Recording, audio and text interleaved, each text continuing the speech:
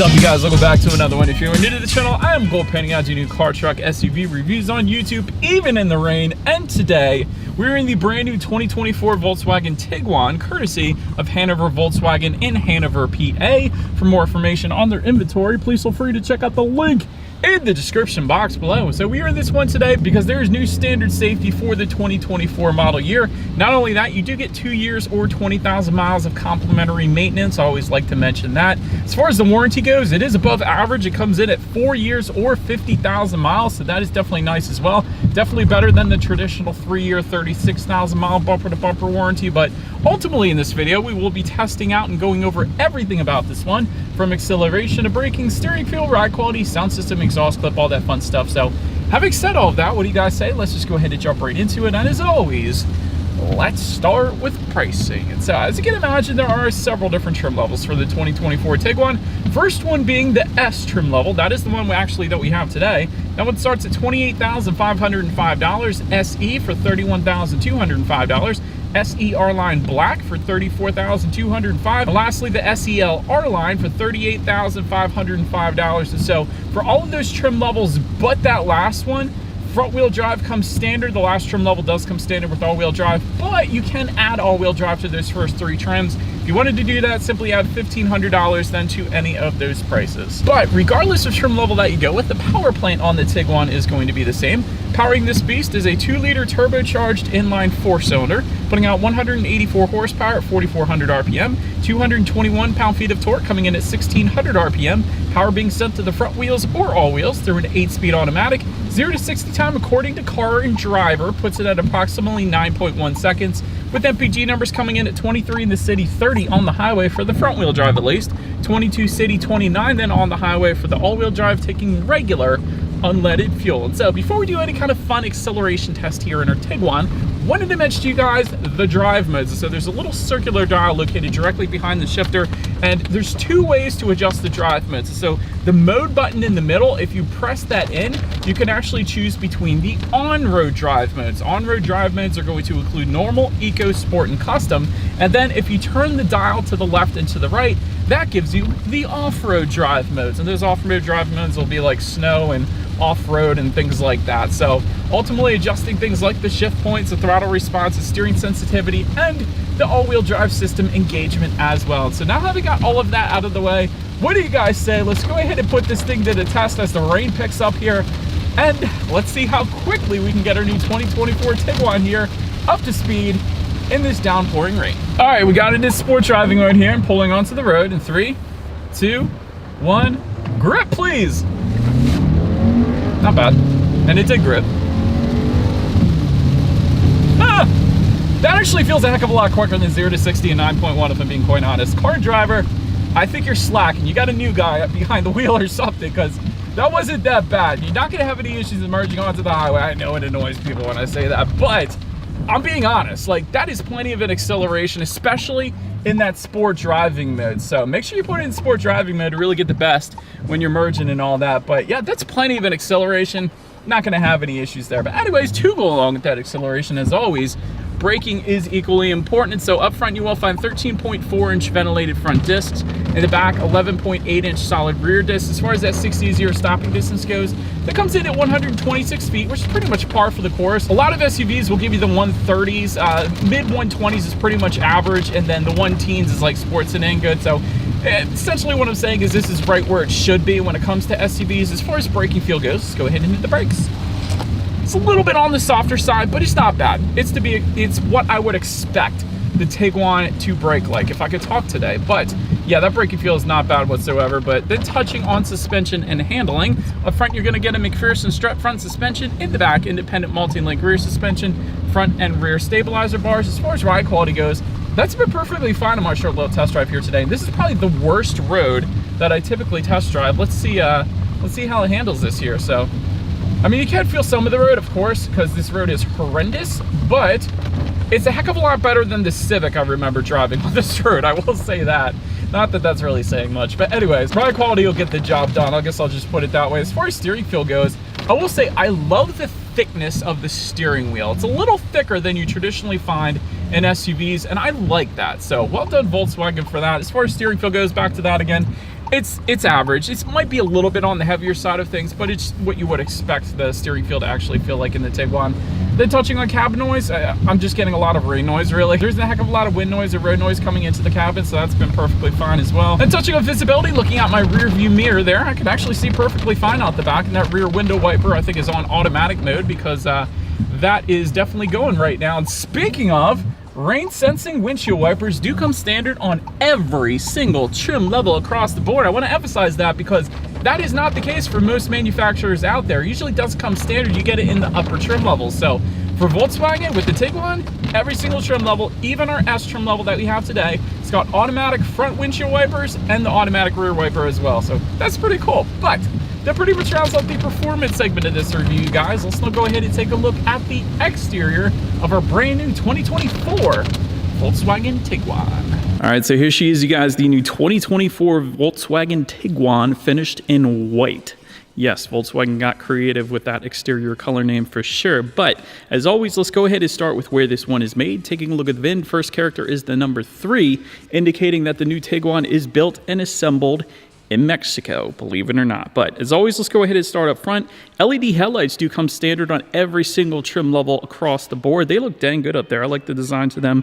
With LED daytime running lights, you get the automatic feature as well, meaning when it starts to get dark at night, headlights are going to turn on automatically for you. So one less thing you got to worry about there. But you also get automatic high beams, and that is a new change for the 2024 model year, actually. So they are newly standard. So if you have your high beams on at night and it senses the vehicle coming in the opposite direction, it's going to automatically dim them back to low beams. Then when that vehicle is gone, it's going to automatically bounce it back up to high beams for you there. So absolutely love that feature. You will find a silver front grille for the S and SE trim levels. That, of course, is what you guys are looking at right now. But then a black front grille for the SE R line black, and then an LED front grille for the SEL R line. It's where that LED light bar kind of goes right through the Volkswagen logo in the middle there. So that looks pretty darn good. I've seen that on the Atlas before. I reviewed that on the Atlas. I thought it looked amazing. But you will get some added chrome accents found in the bottom corners if you go with the SEL R line as well. But that pretty much rounds out the front end of this one. Let's now go ahead and make our way to the side. All right, so now since we are around to the side of the Tiguan, all the way to the top, you will find roof rails. They do come standard for every trim level across the board.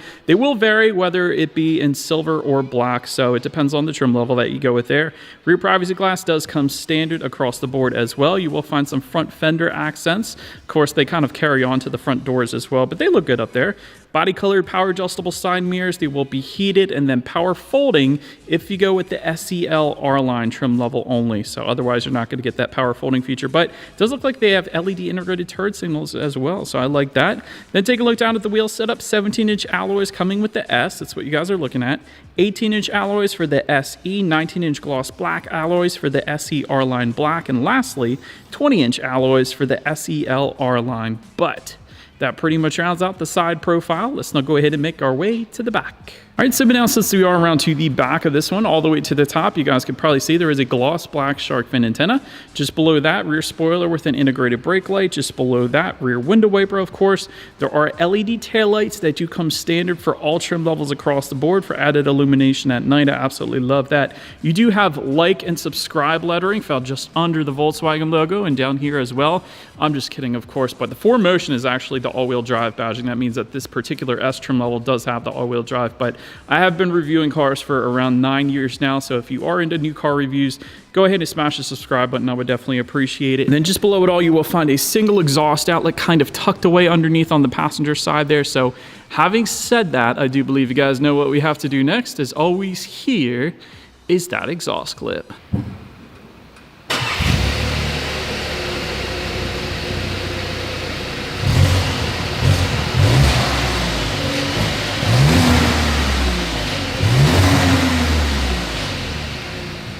All right, so now since we are around to the back of the Tiguan, when it comes to opening that rear tailgate, it is going to be hands-free power tailgate for the SEL R line.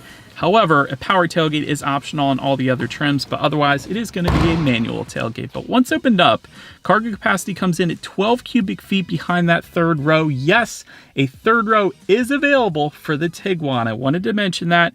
Most don't come with it, but it is available. So I'll say that. But 33 cubic feet behind the second row. And then with all rows folded, 65.3 cubic feet if you were to go with the 3-row configuration, or 73.4 cubic feet if you were to go with the 2-row configuration behind that first row. So substantially more for the 2-row configuration. And not only that, there isn't going to be a heck of a lot of space in that 3rd row as far as legroom goes. So it's almost better you just go with the 2-row, in my opinion. If you want a bigger SUV, hit up the Atlas. But anyways, I'll get to the legroom in a second. But in that cargo area, you will find super bright LED cargo lighting, some of the brightest LED cargo lighting I've ever seen.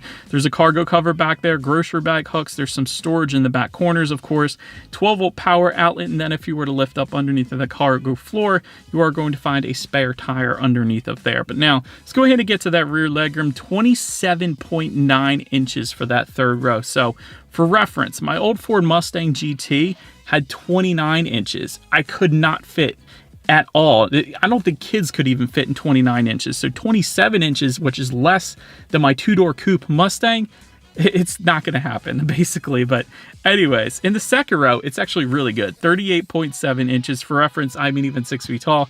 This is how much space I have back there. There is rear ventilation that does come standard. You're going to find a 12-volt power outlet for the SE trim level and up. And there is also rear center armrest with cup holders that actually does come standard as well. So now let's go ahead and make our way up to the front seats. Manually adjustable cloth seating does come with our S trim level that we have here. 8-way power driver's seat with 4-way power lumbar for the SE trim level and up. Leatherette seating for the SE trim level and up. Heated front seats for all trim levels, go figure. Ventilated front seats then for the SEL R-Line trim level. Overall, seating was fine, not anything crazy. There are horizontal seams, but it'll certainly get the job done. I personally didn't have any issues there. But then taking a look at the steering wheel, it is leatherette wrapped for the S and SE trims. Now, that is new for the S trim level for 2024. So I wanted to emphasize that because last year for 2023, that was wrapped in urethane, but now it is wrapped in leatherette, as you guys can see. But anyways, leather wrapped for the R-Line trims, and it does have a flat bottom as well then. But so then make your way up to the startup. Let me start by showing you guys the key. It is a pretty basic key. You got your Volkswagen logo on the one side, lock and unlock, of course, but it is all keyless entry with a push button start. So all I'm going to do here is simply put my foot on the brake and press that engine start button. And so once started up, 8-inch digital gauge cluster comes standard for all trim levels but the SEL. That SEL is going to give you a 10.25-inch digital gauge cluster. But either way, these gauges are dang good. The 10.25-inch is really good, but the 8-inch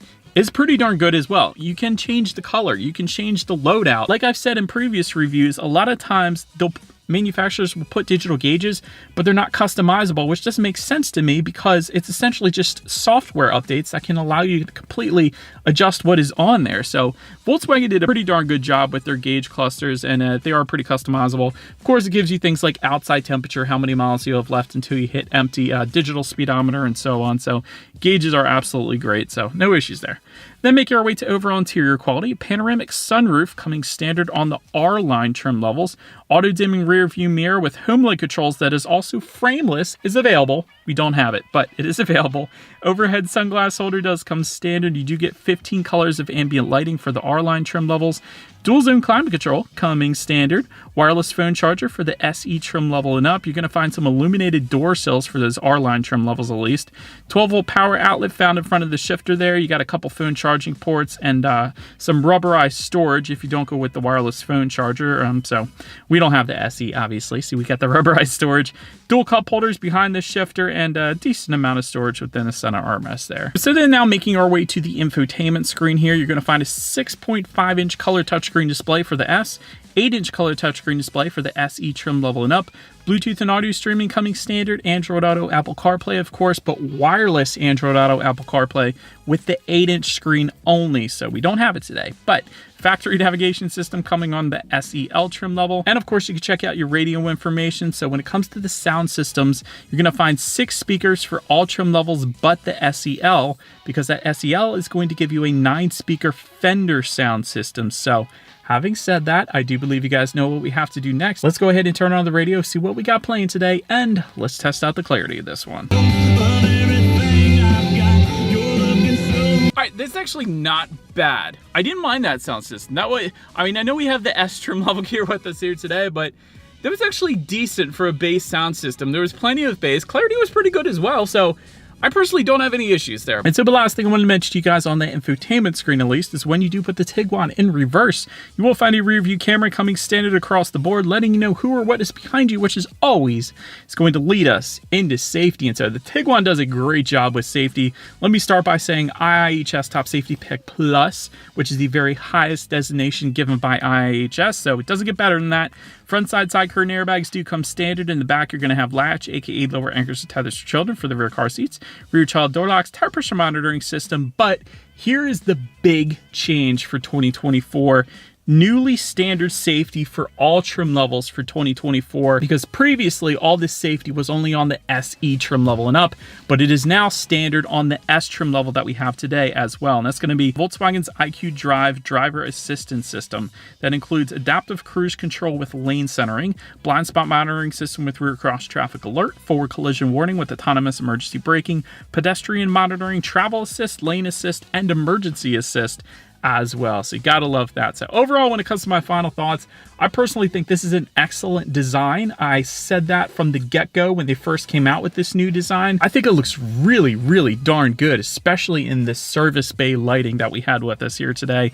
Also, excellent safety. You can't beat an IIHS Top Safety Pick Plus. If you got kids, you're safe in this one. Digital gauges are absolutely amazing as well. I love the customization to them. Both gauge clusters look absolutely amazing. The only constructive criticism that I personally can think of, because I try to think of myself in the position of being a buyer in every single one of these cars that I review, would be the reliability. So if you take a look at Consumer Reports, it does give it a below average reliability rating. So if you favor reliability, maybe this isn't the one for you, but at the same time, it is a very safe SUV. It's very good looking and all of the things I just mentioned, basically. But anyways, let me know what you guys think of the Tiguan in the comment section below. And so, but that is about it for this one, you guys. Thank you so much for watching. Feel free to follow me on social media at the bottom of the screen if you want to see what's coming next on the channel before it gets to YouTube. Be sure to hit the subscribe and the bell notification button if you're into new car reviews, because that is what we do here on this channel after all. Do appreciate you guys watching more than you know, and I will see you guys all in the next video. Stay gold.